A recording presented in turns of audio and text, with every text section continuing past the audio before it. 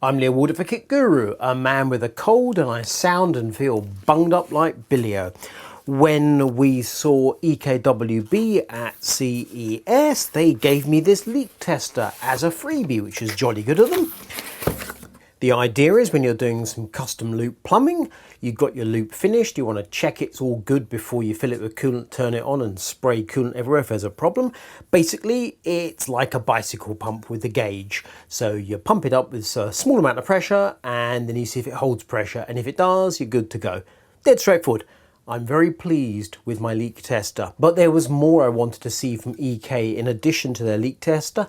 In particular, I wanted to see the quantum hardware they were showing off last Computex and also this CES. So imagine my delight when a big box arrived just recently. This big box. I think I need to lower the table. That's more like it. When EK asked me which quantum hardware I wanted to see, I said all of it. And this is the list of hardware they've sent. I haven't gone through it yet. I want a certain element of surprise here, but suffice to say the total on the invoice is €1,890.52, which in the UK still comes out at one hell of a lot of money. So let's see what we've got in the box.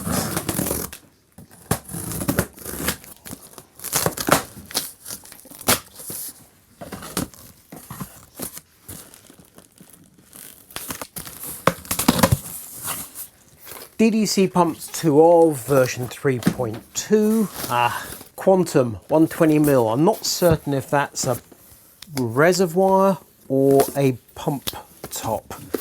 Not familiar with the products. I meant to start opening them once I'd done the unboxing, but I really want to get my hands on this.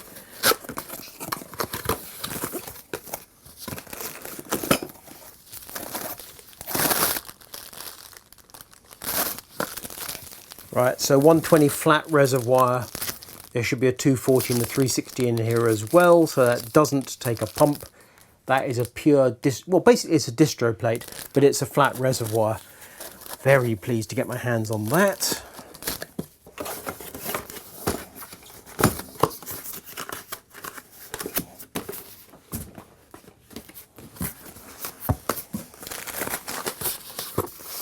Quantum velocity blocks.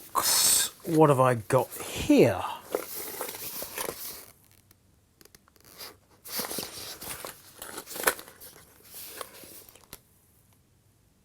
Okay, we've got LGA 11.5X and also compatible with 2011, so X299.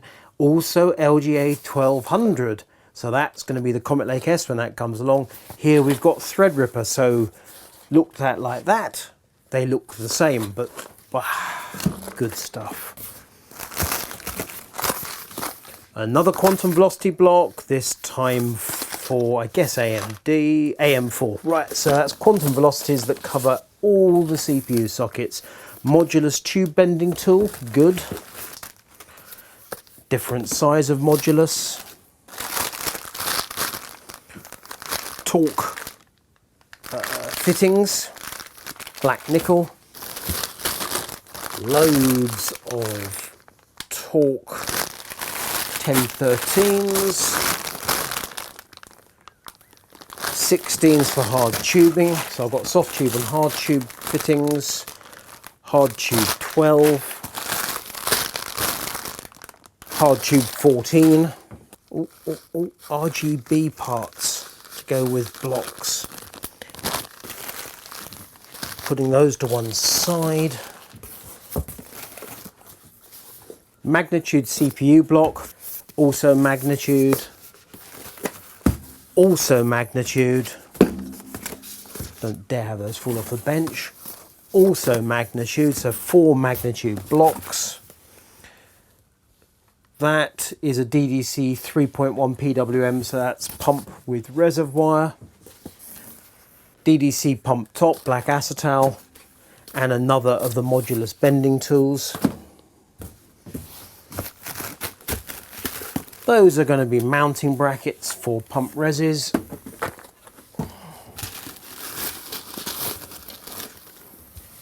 and more cosmetic quantum rings to make the fittings look that little bit smarter. More parts for quantum magnitude, I'm guessing. More torque fittings.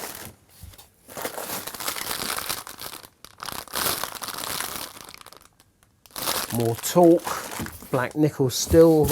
Here we go. And now we come to the real hardcore stuff. So quantum kinetics, that's a pump reservoir combo. That's a 240mm. Find a space to put it. Quantum volumes, that's going to be a flat reservoir without the pump housing. Quantum kinetic, starting to get the feel for this. That's also 240, that is DDC rather than D5.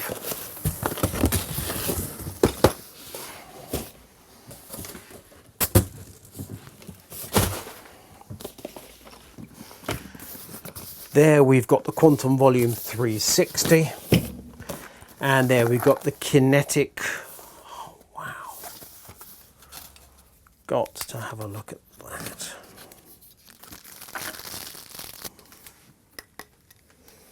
I think that's plexi, yeah, plexi rather than glass. Kinetic. So there we have the new look pump reservoir, which compared to those older pump reses on the shelf there, oh God, that's good looking. I think I'm just going to reorganize things. We've got new fittings, new reservoirs, new blocks, no new radiators. I haven't seen a new radiator from EK for at least a year, possibly two. When Kit Guru reports from CES or Computex, it might not be obvious to you why I'm getting so excited about a particular component. So let's take this quantum kinetic pump reservoir unit, for example, which is this mighty beast here. The reason I get excited when I see this is because the pump reses that I've got back at base, such as this 140mm Revo, so it's a D5 PWM. I think I bought this new probably 1 to 2 years ago. Compared to the quantum kinetic, it looks like trash. We've got this hefty, great big black body here. The cabling looks an absolute mess. And then you look at the quantum kinetic and it's just gorgeous. The thing is, functionally, these two parts are very similar. It's just this looks so much better. I paid about 150 for this. This unit with the obviously taller reservoir is about 170. So in terms of cost, there's really very little to choose between. In terms of aesthetics, there's no decision, is there? It's just obvious. This modular spending tool, we've got them in 12mm, 14 and 16. The size is marked in, that's the 14. You've got a hole gauge so you can check that your tube is indeed 14. It is. Heat your tube, lay it in the channel, bend it round, whomp 45, whomp 90. Easy peasy. If you want to mount the modulus block to some sort of backboard or other, you've got a couple of countersunk holes, lay it down, screw it to some MDF or some such and wallop. But in terms of form, fit and function, they look absolutely lovely. They cost about 20 a piece. New tools, excellent idea. Fittings. Torque STC 1013, so that's going to be soft tube for 10mm, 13mm. These should all be the same, all black nickel. So if I take, this is one of my old EK fittings. In terms of function, these two should be identical. Construction is different. The new fitting is taller. Not sure why. Oh, I see it. So you can put the accent ring in place, of course. Silly me, which is these fellas here. So that's an HTC 14. Those are 1013's HTC 16, 16, 12. Right, so we've got a bunch of accent rings that at first sight seem to be identical, but actually they are all different sizes. So if we take the correct accent ring, 1013 to match the fitting,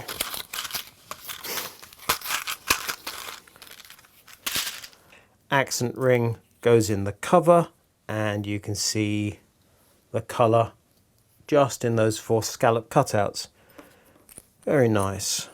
The adapters, on the other hand, are a completely different thing. These we've seen now for a little while on show, but this is the first time I got my mitts on them for proper. So these are the new T fittings. So instead of having to have a three-way and then screw unions in and have extra bits and pieces, one part goes into whichever component you want to split from, whether it's a reservoir or whatever, or a radiator, and then you simply put a union in either side appropriate to whatever tubing you're using, and away you go. That looks absolutely lovely, nice and compact. Similar story with the 90s. The regular EK fittings are the ones I'm familiar with, so you get double 45s like so, 45 like that, 90 like that. There's completely different torque approach where you have, so a 45 like that, rather than like that. You can see the function is pretty much identical, the aesthetic is completely different. The question of whether it is easier or more difficult to build your loop with that rather than that, I frankly don't know at the moment. The fact they've chosen to develop these fittings says to me they've got a reason for doing it. But the only way I'm going to find out for sure is by using. Similarly with the 90, it functionally is exactly the same. It's got a swivel, and you can see the dimensions are the same, although the overall footprint of the 45 and the 90, these are much more chunky. The torque fittings are larger, so whether that means they get in the way or they simply look more imposing, time will tell. Quantum reservoirs, the volumes, which are the flat jobs, so 63 euros for the 120, 80 euros for the 240, 105 euros for the 360. I've also got two quantum kinetics which have a pump. One has a D5, one has a DDC. They're priced the same, which is surprising. You'd have thought the DDC would be cheaper. Never mind. They're both 168 euros, the same as the cylindrical pump reservoir unit you've already seen. So same money, completely different layouts. Let's have a quick look at those. That's the D5 version. That connector there is for RGB, digital RGB. And that's the DDC. Again with RGB. So the reservoir part of it is the same in both instances. The pump recess is going to be different because they're very different pumps. Don't understand why they're priced the same, but never mind about that. So in that, on that face, obviously the same size, 240 reservoir. Clearly in that plane you can see the D5 is bigger. Clearly the D5 will have more operating power, will produce more pressure. DDC more compact, and that is powered by Molex with PWM. I have to say that looks a bit... Whereas sleeved cables on the D5. So on the face of it, the D5 would be the premium choice. The DDC, on the other hand, you'd expect lower power and requires less space. Quick look at the volumes. 120, 240, 360. Each of them has RGB, so they're a bit of a light show. At the moment, I don't even know how you mount them in your case. So that's going to be something to check out. The 120, I can clearly see that going in the rear of many cases where you currently have an exhaust fan, provided it has decent ventilation, or in the roof. That could definitely work, but flowing up to a reservoir a bit tricky. 240, that is the most likely item for most builds. 360, my lordy, that's going to take up some space in the floor. Front, I mean, that block airflow roof. See that going in the floor, or that in the front of a heavily perforated large case. There we go, build done.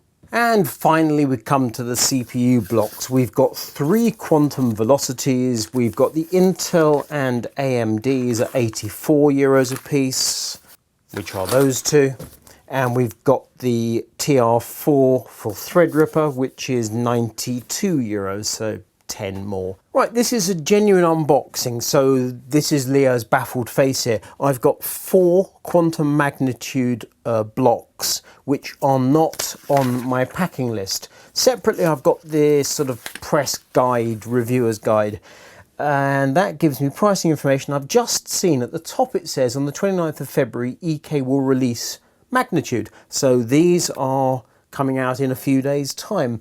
Pricing, it varies. They are hellish expensive. The cheapest magnitude of the 10 or so options is like 168 euros. The most expensive 210. Let's take the velocity out first. Let's finish on magnitude because that's going to be the showstopper. This is the Threadripper block. Just as you expect, an absolutely enormous cold plate area. We've got captive screws to tighten it down, RGB, digital RGB at that, and that's nickel and plexi with acetal there. By contrast, the AM4 is absolutely tiny, but aesthetically very similar. And the Intel, I'm guessing, is going to be identical to that, apart from the mounts.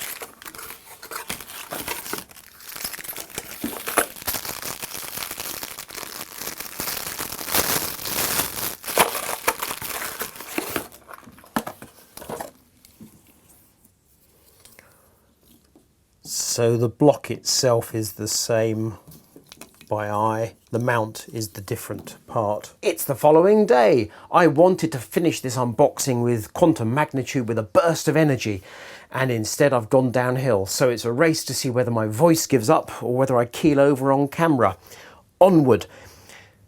The box of parts you've seen so far totals just under 1,900 euros. These 4 quantum magnitudes are an additional 740, plus I've got various gizmos like these accent rings which add about another 200 euros.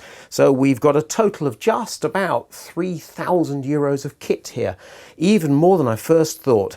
We first saw magnitude at Computex 2019, and we saw blocks such as this, which is for LGA 2011-3, which is Intel X299, and that's now Cascade Lake X. This copper and acetal block will set you back 168 euros, 210 US dollars, and it looks very nice, as it blooming well should do. It's incredibly understated, comes with a tiny bag of installation fasteners, because of course 2011-3, half the installation parts are on the motherboard, those female threads, and you get a tiddly little tube of thermal grizzly. All good. The idea behind magnitude is that you can customize the block. So for example, you can change accent rings. You dismantle the block and change the accent ring, add RGB, and so on and so forth. Very neat. But to my mind, the really significant thing is that the blocks are specific to families of processors or to motherboard mounts, sockets. So this is the 2011-3. This is a much more conventional LJ115X nickel plexi, 185 euros, 230 US dollars. And it shows the innards, which is where it gets particularly interesting, because you can open up the block by removing the 4 screws on the back, and that gets you inside, and you can then flip the flow plate inside to reverse the direction of flow. It doesn't have an in and out that are fixed. You can switch them around, which is absolutely superb. Those G-quarter threads are symmetrical in the cover plate. The mounts are specific to LJ115X. The innards you can reverse. You can add an accent plate, add RGB. In this instance it comes with. I shall be intrigued to see whether the fitment list for the 115X also includes 1200, as it did with the Velocity we saw earlier, because these are high performance blocks, and it is possible that they will bring out a different fitment or different components specific to the 1200 when that comes along. One thing that's of particular interest is this cold plate, which is also an accessory that sells for 33 euros 53, would you believe, $40, and it's an alternate cold plate. The idea here is that it's a flat cold plate. Goodness me, you say, these blocks at this huge price don't come with a flat cold plate. They come with a cold plate that is intended for use with a CPU as it arrives from Intel or AMD, which are typically not actually completely flat. When you install them, clamp them down and then clamp a block on them, the shape changes slightly. The idea is that if you know your CPU is flat, i.e. you've lapped the thing, you might want an alternate cold plate that is truly flat to match your truly flat CPU. As I say, eminently customizable. And then we come to AMD AM4. We saw, I think I'm right in saying, the first AM4 magnitude blocks at CES only last month. And it is only still last month, even though it feels like a lifetime ago. This is the full nickel version, which is a mighty 210 euros, 270 American dollars. And it looks absolutely lovely. As understated as crazy, no RGB. It's a slab of metal in an aluminium frame. You install it using the mounting kit in the box. Wallop, there you go. Your up to 16 core processor has now got, frankly, by the weight of it, an awful lot of cooling. Or you can go down the nickel and plexi route, which is cheaper, 185 euros, 230 US dollars. And you can see there the family resemblance, exactly the same principle, different mounts. You can see the cover plate is the same and so on and so forth. So you can remove the cover plate, flip round the internal flow block, and jobs are good. And the accent plates that I mentioned are these. There are 7 in total. I've got 6 of the 7. I don't have the green. They are 24 euros a piece or 30 US dollars.